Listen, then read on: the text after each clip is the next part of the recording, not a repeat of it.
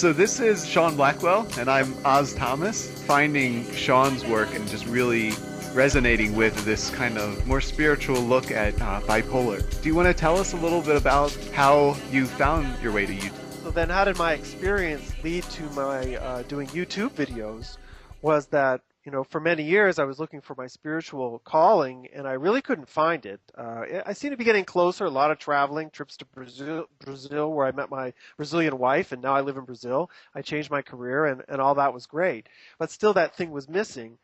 And then in 2007, one of my Brazilian nieces here had an experience which seemed very, very similar to my own.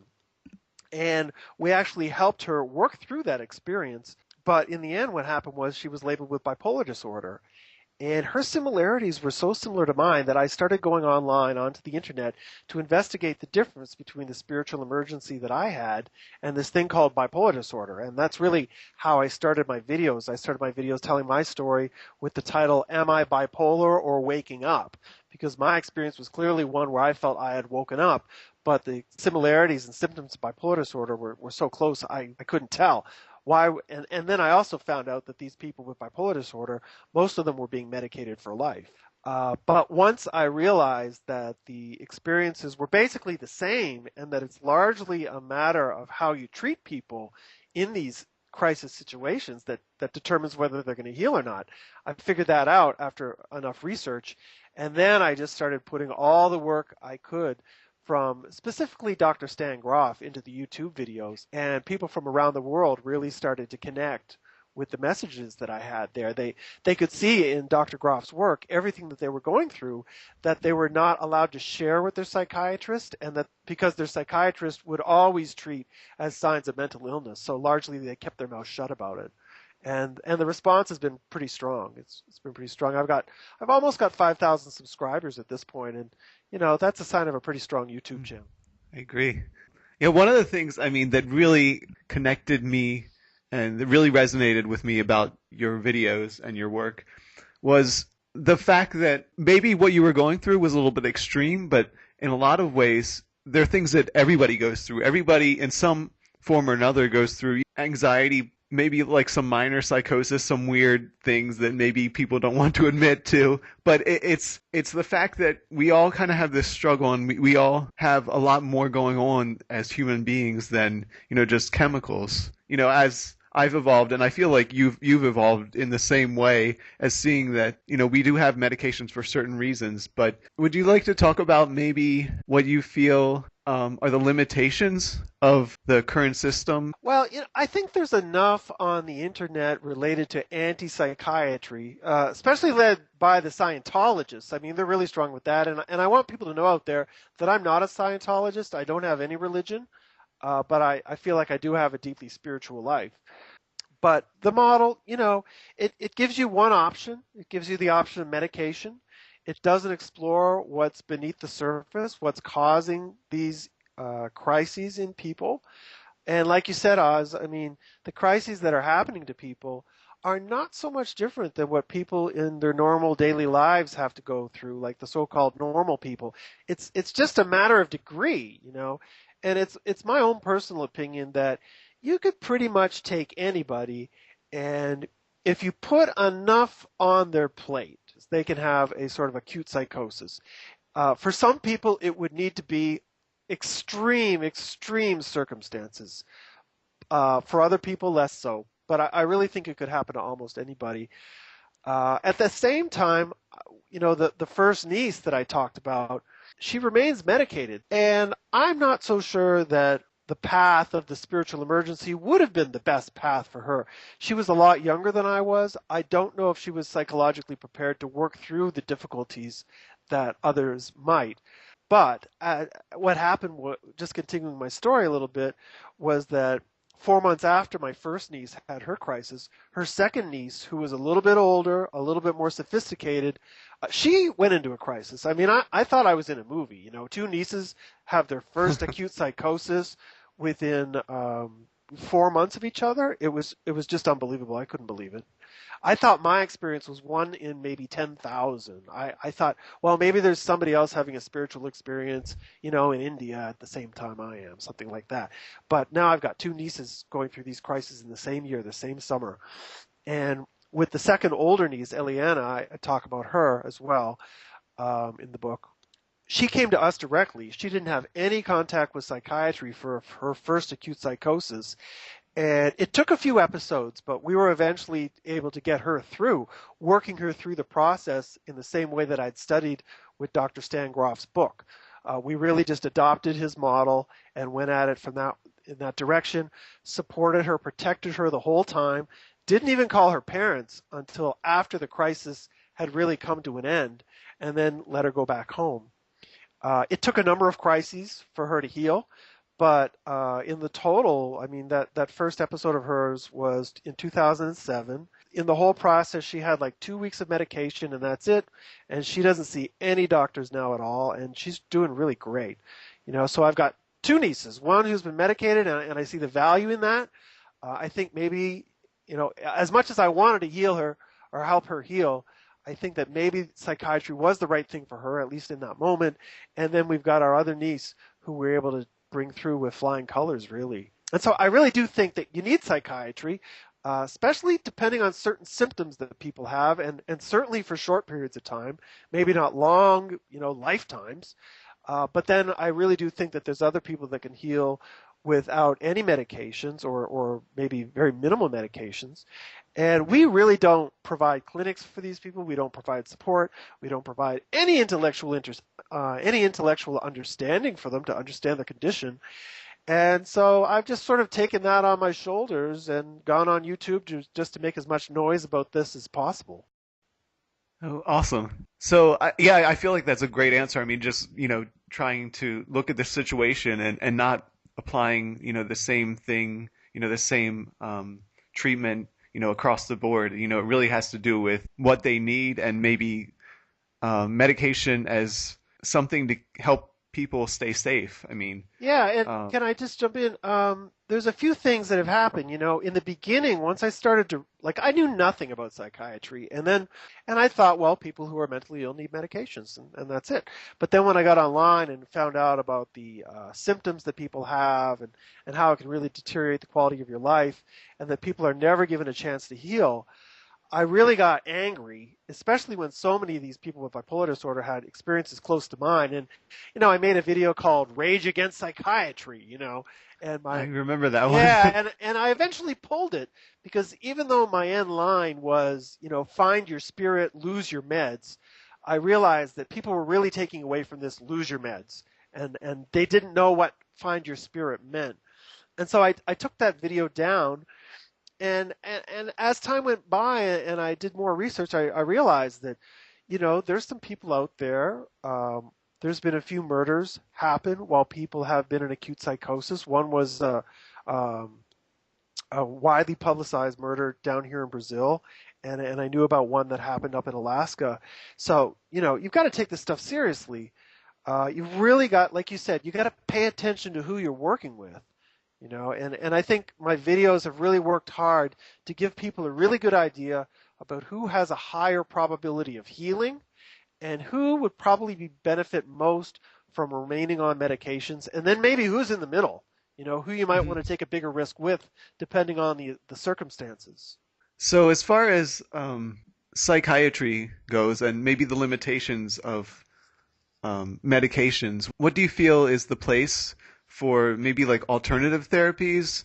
Well, once you've got a person who's been in an acute psychosis, this is, for most people, a period of insanity. This is what they're looking at as insanity, and that's really what my videos are about. And what I found, and this is in the work of Dr. Grof, which is from transpersonal psychology, is that the roots of this problem are happening on the spiritual level of our being. And that's not something that's recognized by psychiatry or psychology. And it's something that, for the large part, to a large extent, we don't know how to work with in mainstream society. And in truth, we don't really work with it. What we do is we support what it wants to do. Dr. Groff says that we have an inner healer inside of us, and that's what needs to be trusted. And that's a really far out idea, but I can tell you that from personal experience, that's what needs to happen. We didn't just work with our nieces. We continued to work with a few other people. It was a remarkable short period of time. In like a year and a half, I helped people through 9 episodes of acute psychosis, and then the phone stopped ringing. I don't know why, but it just stopped ringing. But there was I guess 5 or 6 people that we worked with through different periods of psychosis, a few very short and powerful, others longer. We had one guy in here in my apartment for a week working through mild experiences. But for the most part, what needs to happen is you need to simply surrender to this experience and protect the person who's in it. I mean, I was working with people here on the 13th floor of my apartment, and I'll tell you, that is a terrible idea. But we didn't have another option. You got to work with people in a safe environment, ground floor, keep the knives away. You don't really know what's going to happen, but you need to have 2 people there to support them, and just trust that whatever's going to happen is for their benefit, as long as they're prepared to work with you and connect with you and relate to you. If they start to turn on you, blaming you, you're the reason this is happening, stop doing this to me, why is this happening to me, rejecting the experience, I want to talk to my friends, I want to be on the computer, these kind of things, that's a sign of a person who's really not healing. That's somebody who's rejecting the inner process. And my feeling is that, okay, you can try and work with a person like that for maybe a few hours, but eventually, if someone's like that, they've got to be taken to the psychiatric hospital. You can't really work with them. And so how this ties in with the meditation, the sort of wellness and other therapeutic techniques, I think that the person who's going through the process really needs to trust what's good for them. And so that if you're at a place where, okay, suppose you've been taking a little bit of medication to get stabilized, and you say to yourself, hey, you know what, maybe this cognitive therapy is a good idea, and your intuition is sort of leading you to cognitive therapy or leading you to acupuncture or leading you to clean up your diet, then that's what you should do. But from what I've seen so far, the only real psychological theory that makes sense of what people are going through is from Dr. Stan Grof, transpersonal psychology. There's a few other doctors that are really strong in that area too. Dr. David Lukoff is doing more on the internet related to spiritual emergency than anybody right now. And he had one. That's why he's fighting so hard for this as well. He had one back in 1972. And the now past deceased John Weir Perry had a clinic open for 5 years using a similar technique. But they all follow the transpersonal model. And this is hard for people because right now we're sort of in a world of diversity where, oh, well, your approach is okay, but there's this other approach, and who can say what's right and what's wrong? But, as far as spiritual things go, the Dalai Lama's brother is bipolar. He's on antidepressants.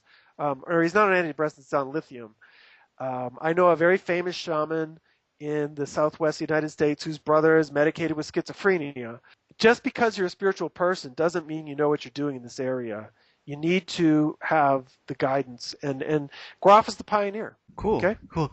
Well, yeah. I feel like, a lot of what you're talking about is, a pretty major shift in the current paradigm. And from what I've seen, I mean, I feel like I see some good signs because I feel like from my speaking with psychiatrists that, they are kind of more open-minded, that about, maybe the limitations of medications than they were even 10 years ago. And I feel like, the peer support movement, the importance of community has really strengthened and really gotten a lot bigger, in the past 10 years. Mm-hmm. But I'm not really sure, like you kind of mentioned that there's still kind of this nebulous area where, there's no real major overarching kind of, theory, guiding everything. Yeah. I think that's the thing that's holding back the movement is they've got no theory. The peer support, right. The soteria, it's the one weakness that they have, and they're great with the emotional support, but there's no theory. There's no, someone goes into a birth regression, they've rolled up on the floor, and they start sucking their thumb, And it's like, wow, I wonder what they're doing. You know, people don't know what's happening, and they don't I, understand the significance of it. I mean, what do you think it would take for like this shift to take place? I mean, I know that you're working with psychologists or psychiatrists in Brazil. Yeah, we go to a meeting at the biggest hospital in Latin America once a week, and we talk about these things. And last year, it just felt like the doors opened for us. We did, I think, 5 or 6 presentations there. We introduced people to Groff's work. We helped introduce another important thinker in this area related to consciousness. We've helped introduce Ken Wilber's work into the hospital, and their attitude is real diversity. You know, they're taking in other opinions, and this is, diversity is what it's all about. It's a postmodern movement, and they're really receptive and really open, but they're not ready to really cut their teeth. They're not really to take that step and say, okay, let's do this. Let's open an alternative clinic. Let's work people through these episodes. They're not there yet, but we're working on it. You know, we're getting closer. Do you think they need like more kind of case studies and more examples, I guess, or? Well, there's an amazing book that came out this year with arguing for a greater representation of religious and spiritual experiences in the DSM-5, which is the big book of mental illness. Now they work with DSM-4 revised version. Right. They've put this big book together with 38 different psychiatrists and psychologists who've done very good research on the relationship between spiritual religious experiences and mental disorders. And this came out in 2011. And David Lukoff has a chapter in there related to spiritual emergency. So he's sort of brought back Groff's work and his own work as well. He was the first one to get spiritual and religious problems recognized in the DSM-4.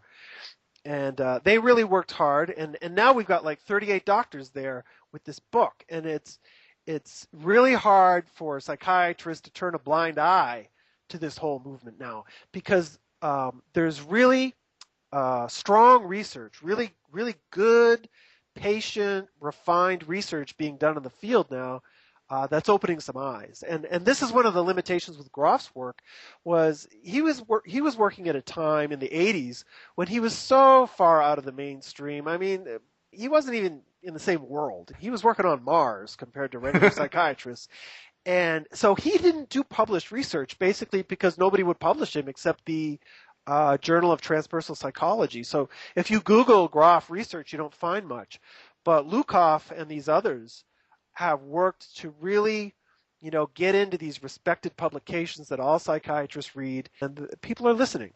People are listening. Now, they're not listening to me, but because I don't have any credentials. But when I go in, or when my wife Leisha goes in, and we do a presentation on Dr. Lukoff's work, or summarize a presentation on Ken Wilber's work, people are listening. Oh, it's really good to hear. More. This is the big thing. Yeah. In the past, it was all about science and the facts and everything. Now everything's got to be diversity, diverse opinions. This is a movement from modern to postmodern consciousness, which Wilber talks about. But well, go ahead. Yeah. No, I feel what you're saying. I mean, because I see it even in, I read a lot of, the Journal of Nature, and, I'm seeing a lot of really diverse opinions, but it's all still very much based on science and based on, studies and, based on things that have been proven as facts. I mean, I don't know if it's good or bad, but it's sort of a middle ground between maybe the right and left hemispheres of the brain. And I feel like this kind of leads into maybe your theory as well. When you're talking about spirituality, usually I feel like it's something that is so nebulous and hard to define. And when you're talking about the mind and the brain, it's like, it's almost like this area that is almost like sacrosanct. It's like sacred. But there are like, a lot of common experiences that we all have, common doorways that we pass through, thinking of, the spiral dynamics levels. Do you want to talk a little bit about maybe the spiral dynamics thing? Yeah, spiral dynamics. And well, I can say and I'll be honest, it's not the most popular part of my work, okay? Because I've got this big chunk which is dedicated to people's experience in acute psychosis. That's Groff's side, and people just look at that stuff and go, wow, everything here happened to me. This is amazing.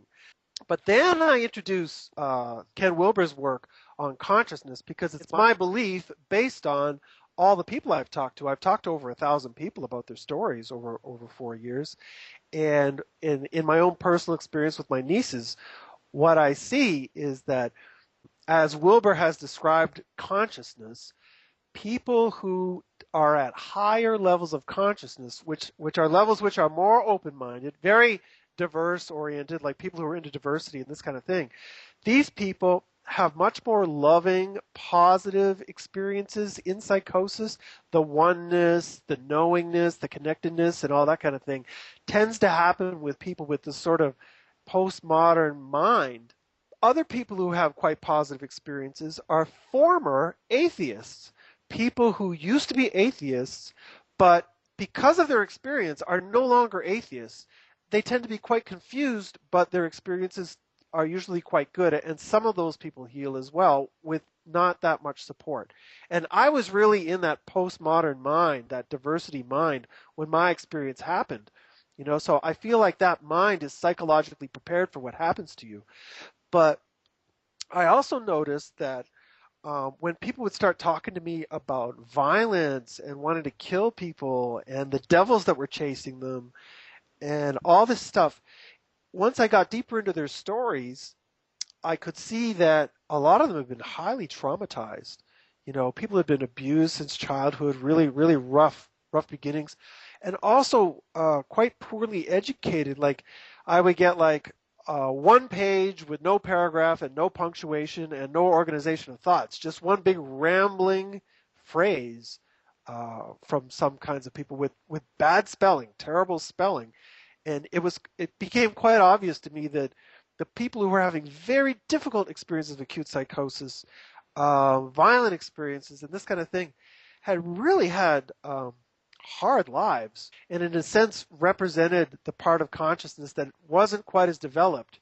We're talking about people who, at best, were still thinking like teenagers, or maybe the the troublemaker in the class, the high school troublemaker, except with people who are adults as well, and this is the most controversial side of spiral dynamics, is that there's these higher level consciousness people and lower level consciousness people, and there's this range in between.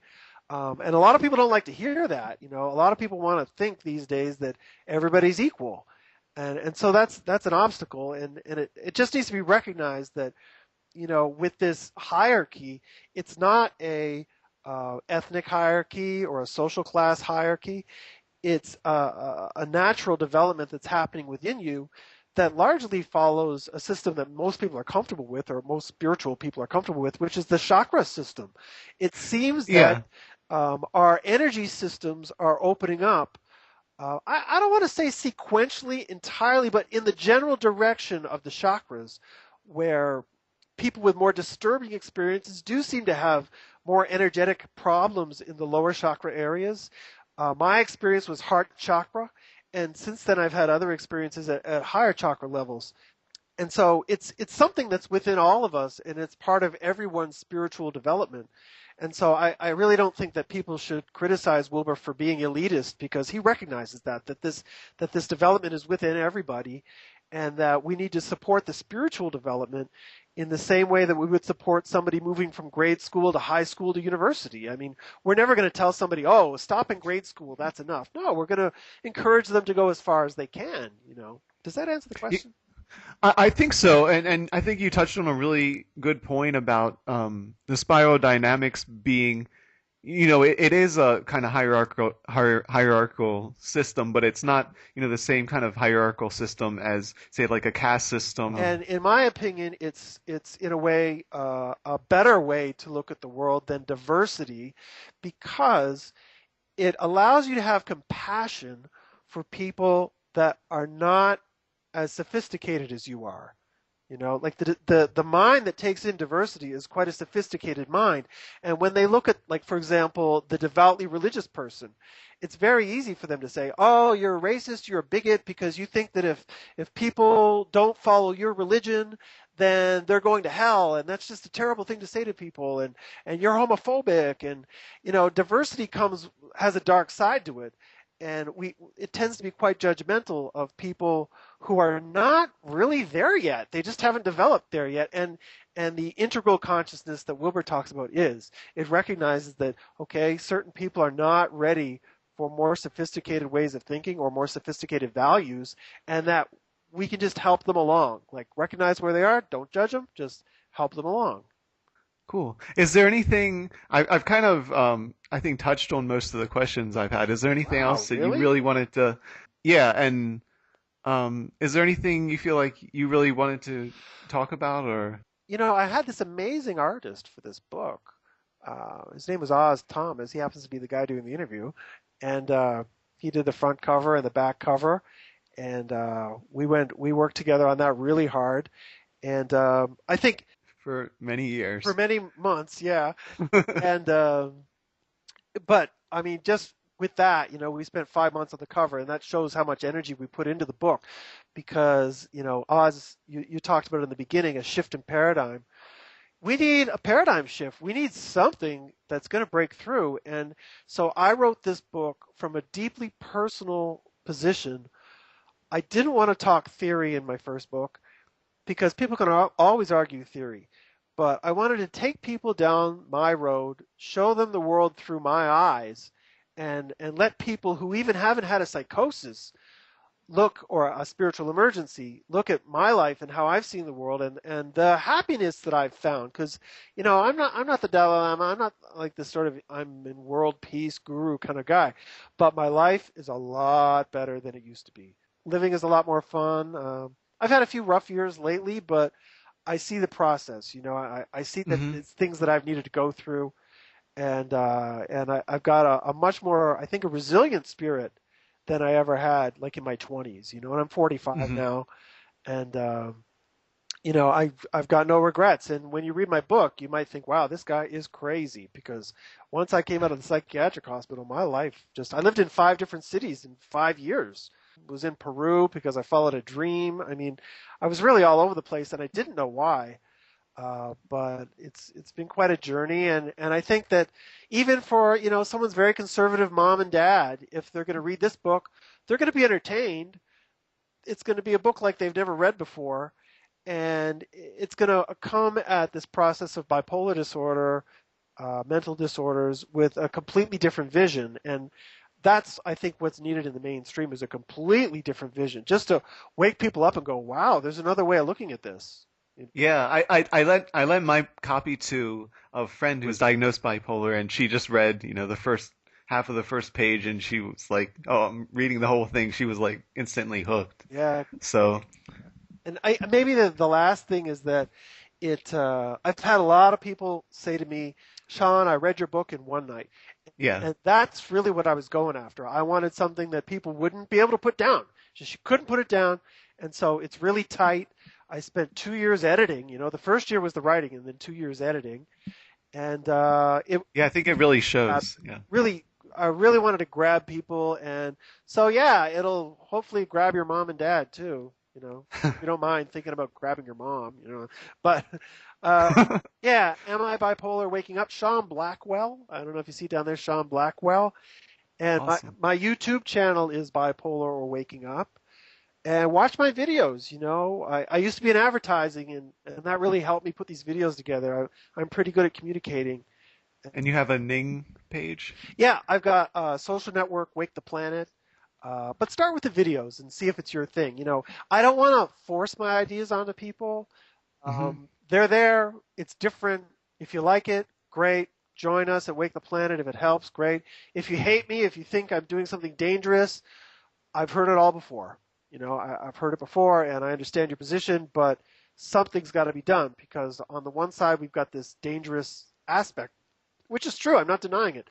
But on the other side, we've got, millions of people who are being medicated for most of their adult lives. And in my opinion, they don't need to be. We just need to come at this from a different perspective, right? Awesome. Well, I'm looking forward to your theory book. Yeah. If I sell this one, maybe I'll get to the next one, But I hope so. I mean, I think it would be, I think it'd be pretty interesting. yeah, I'm really looking forward to writing it after after I get some rest, I really want to write that book. I think it could be fun and a different psychology book like no other. Yeah. And okay, yeah. Anything else? I think we're cool. Just thanks so much for this interview.